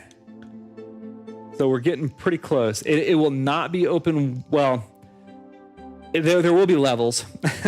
There'll be a lot of levels. You'll be able to backtrack. Essentially, you'll have like a top world map, and you'll be able to travel from like level to level, going through the story. But then within the map, like you would be confined to that map for the battle. So it'll look something like this, just like Final Fantasy Tactics, actually. So Casey, Final Fantasy Tactics is probably my favorite game on the planet. This takes a lot of inspiration from Final Fantasy Tactics. I probably won't make like a 2D map. I'm not sure exactly how I want to do it yet. Maybe pixel art, if you're super good at pixel art by then. We'll see. So, but yeah, it'll be something like that. So yeah, next thing I need to do. So I think I'm about wrapped up for today. I might work on the OST for a second, because I've got like 10 minutes before I really want to call it. Hopefully I don't take 15 years. Part of like the coding, I do want to return back to my player before I do this. Part of the coding structuring thing I wanted to do in here was to make things like development fast. So like all of the maps are very, very much, I can customize it quickly within the engine. So I don't have to like go to Blender and go draw a new map. When I want a new map, I just go build a new one within the engine. So hopefully I can go pretty quickly and be done, a year or two, probably more on the 2 years, but yeah. I do need to figure out exactly what that top level map's going to be. I want to get like my vertical slice. So like start to finish, what does a round look like, right? What do the graphics look like? Pretty set first, and then I will go create a Steam page. I need a name too, so be thinking of something. But but I'll create a Steam page and then probably load the demo on it so that people can like try out, hey, do I like this combat system? Because that'll be kind of the core mechanic, and then I can get feedback as well on the combat system, which will be nice. So,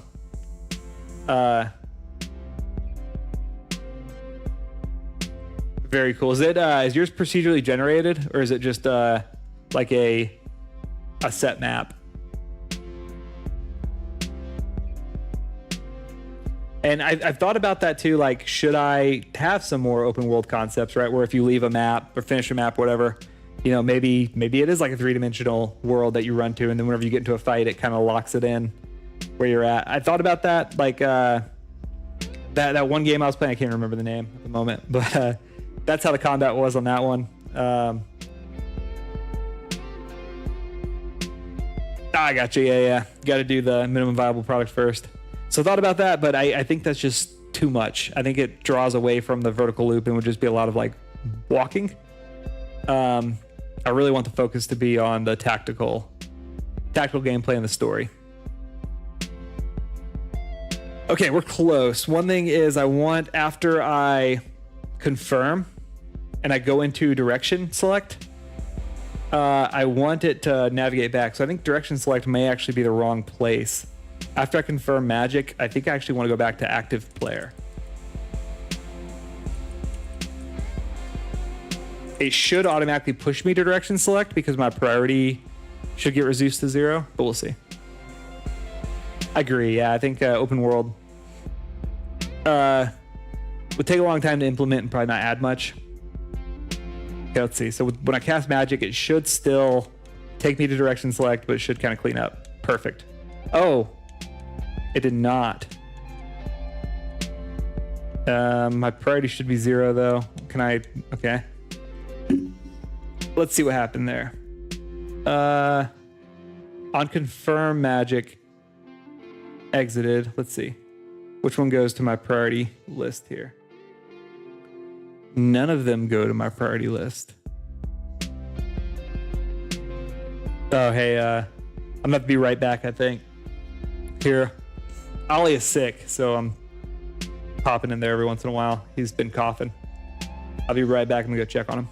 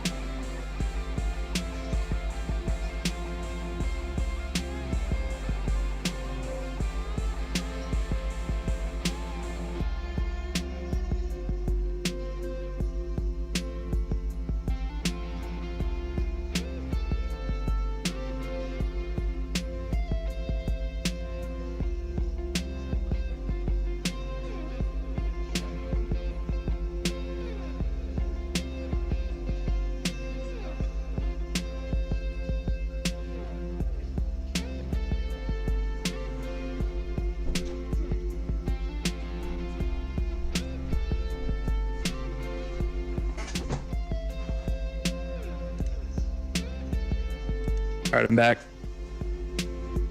Yeah, he got up last night around 5 and just didn't go back to sleep until his nap time. So yeah, I hope he gets better soon. He went to the doctor this morning. It was just like a virus.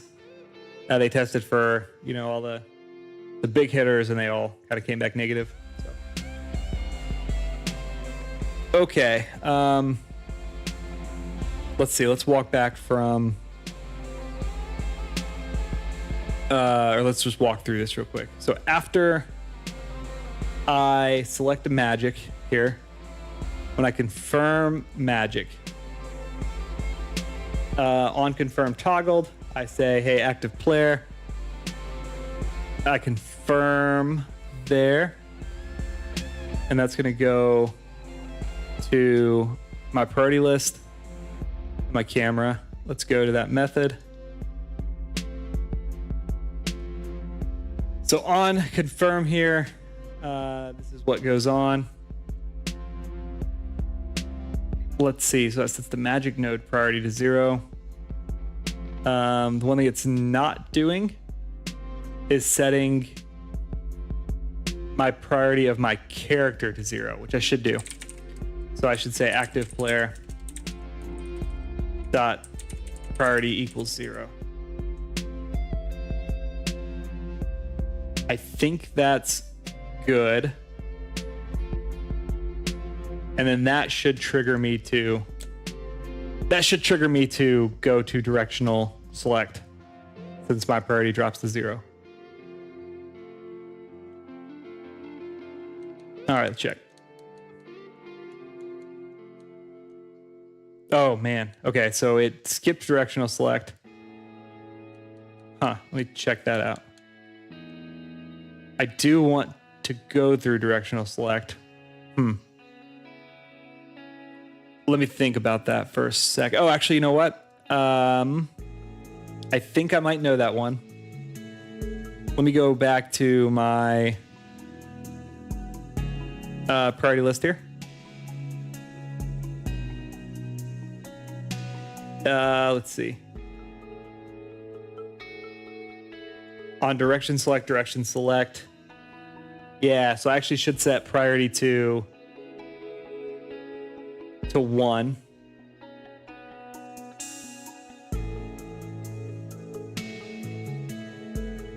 Okay. Let's do that. And then it's actually going to set this. So I shouldn't need... Oh, you know what? I might be going down the wrong path a little bit here. Because what I don't want to happen is I don't want to remove this. I guess I could just say if ready player 0 is cast magic, right? Don't do this. Because I don't want it to happen if that. If I want to wait. Oh, actually, I'm sorry. Again, I'm mixing up in my head. I'm mixing up in my head the actual caster and the spell itself. I don't need to change the priority of the player because the player actually has separate priority than the magic itself. So what I do whenever I create a new spell, like I cast the spell, is it spawns a new node that has its own priority, and that priority marches up until it matches the charge time. And once it matches the charge time, it casts the spell. So essentially the way it works is the priority list just tracks all the players' max priority is 100, and it just is tracking the based on their speed. It's counting up until it's their turn, right? When their priority hits 100. Spells do the same thing. They just have a different max priority, and their max priority matches the charge time. So that actually still works. I'm getting confused again because I need to track my my spells and my casters separately. So I think that's still good. The thing I need to do though is set on here, set my active player up priority to be 1, not 99. And then let me check on this active player. I think if let's see. I may have to, let's see, on priority list direction select. I need to see, let's do this real quick. I might need to see how I'm pushing to direction select. I don't remember. Okay, I mean, that worked. Okay, so now I'm going to cast that spell and then wait, and then I cast the spell, and then it disappears from the list. Okay, that's pretty good. I think that's exactly where I need to be. So I think the next step then would be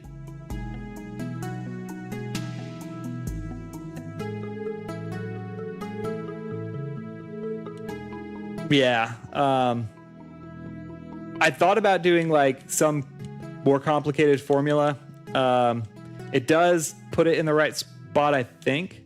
I'm going to check that real quick just to make sure that it's putting in the right spot. Thought about doing a more complicated formula like with the player speed and then like their affinity for magic, and I probably will. But for now, it's just straight player speed. Okay, so yeah, so like I put it here right after Arya. I cast the spell.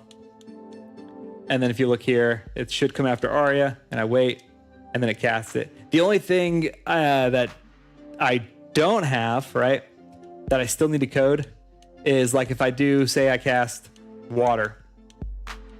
So you see this is after Kale, like it would be next. It would be next that I do it because I'm currently using Kale. If I set it like down here, because the spell is just water, which maybe this is okay, because the spell is just water, it doesn't like delay casting it, right? It's going to cast it whenever it finishes charging. So it casts it instantly. And I've gone back and forth on whether that's good or bad, because like if like I like the concept of being able to like charge your spell and do like whatever's best, but you don't want to like artificially put like a delay in a spell, and maybe that's okay that you do that. So then what I would do is I would say, hey, yeah, if the time for the character that I'm going to, right? Like Garrick, for example, if Garrick's priority is greater than my charge time, which here it clearly is. Actually, I'm going to just go ahead and add that to my Trello. I think I need to do that. I think it's exactly what you're saying. Essentially, you would say, hey, whatever slot gets selected, add their speed +1, and that's where it gets set. And I'm going to go ahead and do it because, yeah, if you want to hold your spell, like mechanically, if you think about it, that should be fine, right? There's no reason, like, once the spell is charged, you should have to cast it. If you want to hold it and wait until you're ready to cast it because you wanted to put some artificial delay in there, that should be okay. So I'm just going to add a Trello card. Add artificial delay into magic priority based onslaught.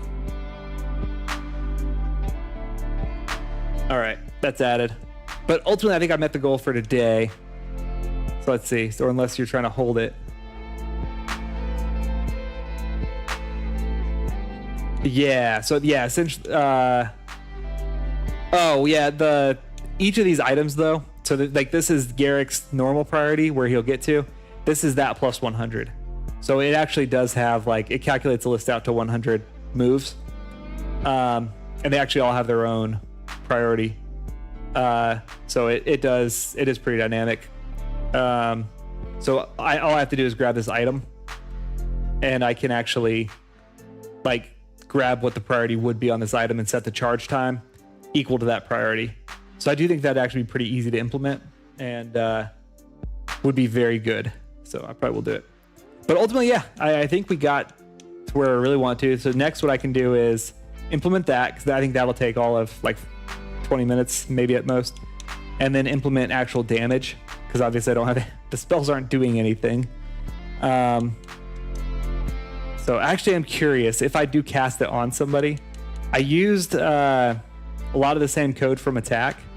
It won't like the peripherals or I broke it. The like extra squares, they definitely won't cause any damage, but the middle one might. The middle one, it might be all right. I'm gonna try it. Just because I reused a lot of code. Let's check. Obviously, I'll have to go update that code to actually cast all of my spells, but let's see what happens. No, nothing. Which is fine. It's kind of what I expected. So next time, what I'll have to do is in this magic node, I'll actually have to code hitting them. So yeah, this is the code that I took out. This code will be like the actual hit, and I'll have to modify like how I calculate whether I hit them or not, because for a spell it'll be a little bit different than just like a random number generator. So yeah, that should be fun. That'll be next stream. I'm probably gonna stream again on, let's see, today is Saturday, potentially tomorrow, most likely Monday or Wednesday. Probably not tomorrow. I got a lot going on. So probably Monday, definitely Wednesday, potentially tomorrow, or potentially Monday. So, all right. I'm gonna do one thing real quick. I'm gonna call it. I was gonna work on a little bit of music, but I think ultimately I'm past my useful point. I will show you this real quick, I guess. I have to draw this in. So I'm still working on music here. I'm just gonna stretch this down. It won't be pretty, but that's fine. I'll show you. Yeah, definitely do appreciate it. It was fun chatting with you. Thanks for popping in. Let's see.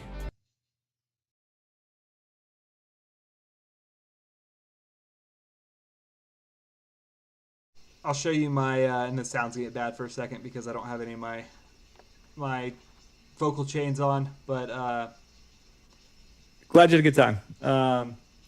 Here, I'll show you. I'm working on the OST right now, and here's where we're at. I can sense it, I think, so I'll kind of walk through it, but I'll let you listen first.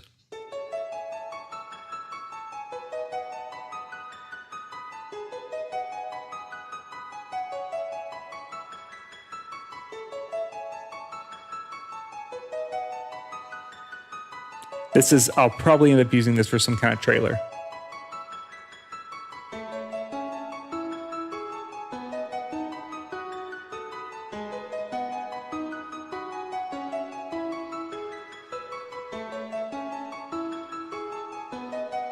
Might have to cut it back a little bit. It's pretty long here. Long intro. Depending on what the trailer is, I guess.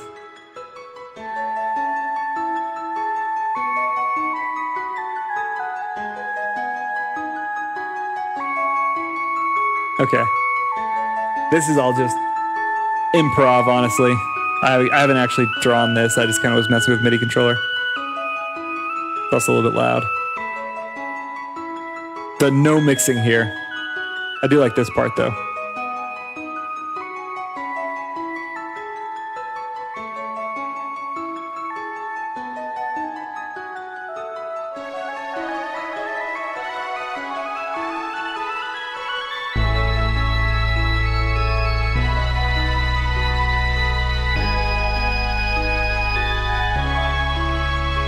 I'm probably, when I go up this, I end that note on that run on the 6th. So I think I'm going to actually start on a minor right there instead. And I think it'll make a big difference. So, yeah, I think it's coming along. Should be fun. I tried it in my stream with a little bit of OST work, but the magic system's been keeping me from doing this for a little bit. Thanks, appreciate it. But it should be fun.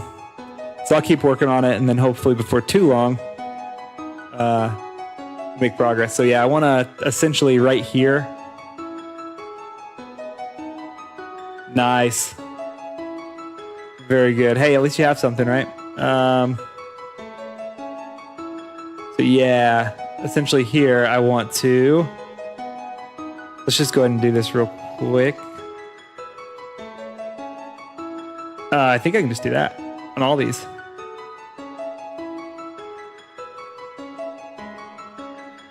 That's gonna mess up for a second, but so this is kind of this. Obviously, I haven't listened to this, but this is, I think, what I want to happen.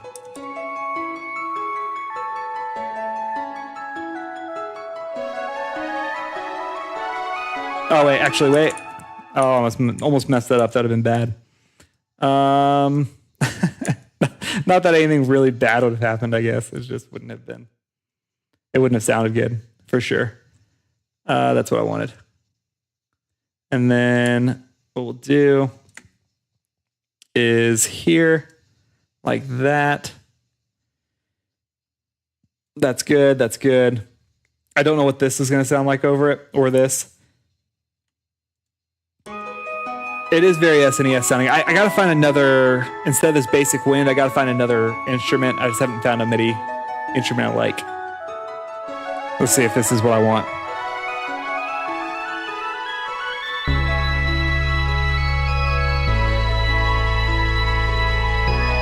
Something like that, yeah. So you see, it goes to a much more minor sound.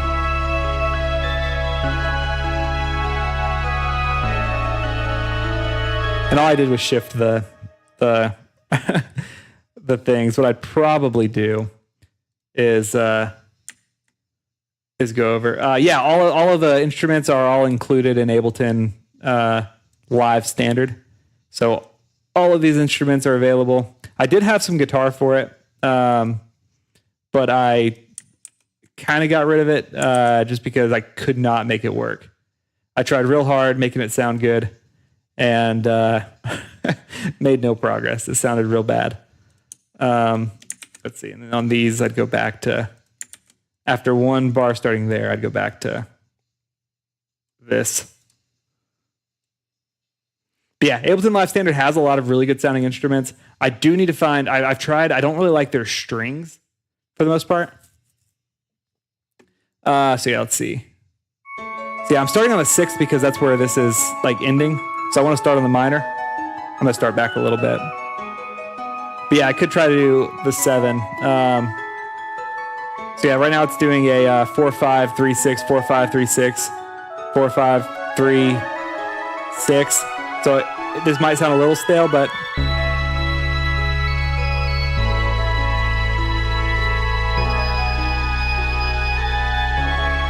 I do like it. I think and it's going to go back to a major here.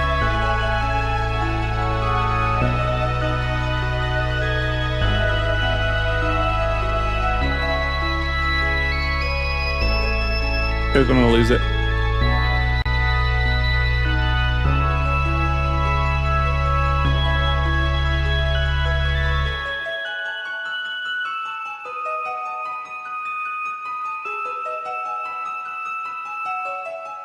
Something like that. I think that's kind of coming along what I was picturing. I do have to modify probably some of these and mess with it, but yeah. Hey, William. Thanks. Appreciate it. So, coming along. But yeah, I really like this part. I think it hits pretty hard. And obviously, you know, it did go back into that kind of a major, it's the Golden Road progression. But I think dropping it back down to the minor there works really well.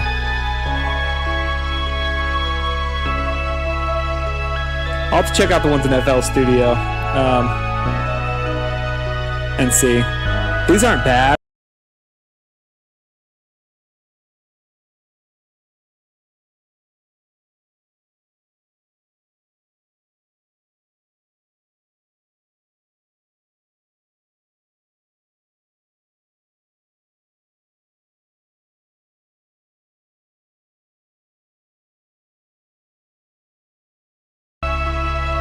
Probably gonna call it a night here, but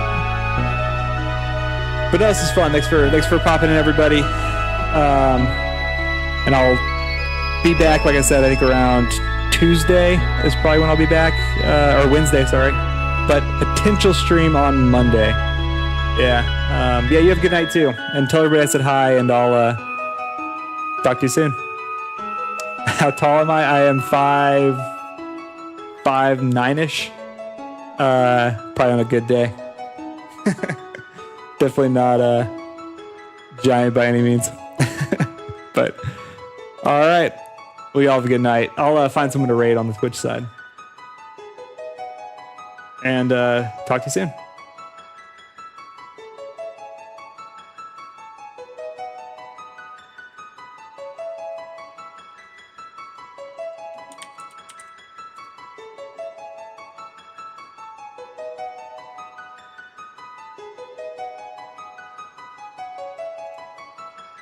We're gonna raid Mystic Moog.